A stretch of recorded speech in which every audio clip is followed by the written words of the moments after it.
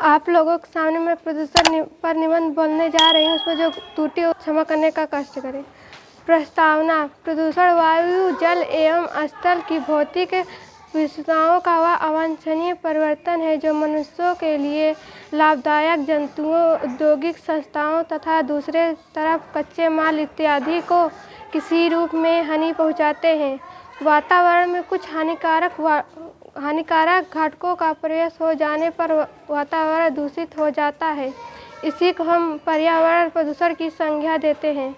प्रदूषण के विभिन्न प्रकार: विकासशील देशों में औद्योगिक एवं रासायनिक कचरे के बढ़ने के कारण जल ही नहीं, वायु और पृथ्वी भी प्रदूषण से ग्रस्त हो रहे हैं।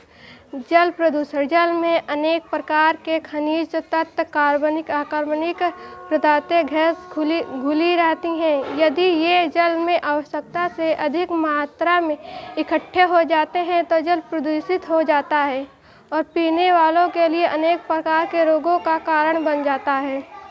रेडियोधर्मी प्रदूषण: परमाणु शक्ति उत्पादन केंद्रों, परमाणु परीक्षण से जल, वायु तथा पृथ्वी सबसे ग्रस्त हो रहे हैं। विस्फोट के स्थान पर तापक्रम इतना बढ़ जाता है कि धातु तक पिघल जाता है। ये रेडियोधर्मी पदार्थ वायुमंडल में फैल जाते हैं। ये ठोस रूप धारण कर बहुत छोटे छोटे धूल के कणों के साथ वायु के झोंकों के साथ समस्त संसार में फैल जाते हैं। ध्वनि प्रदूषण: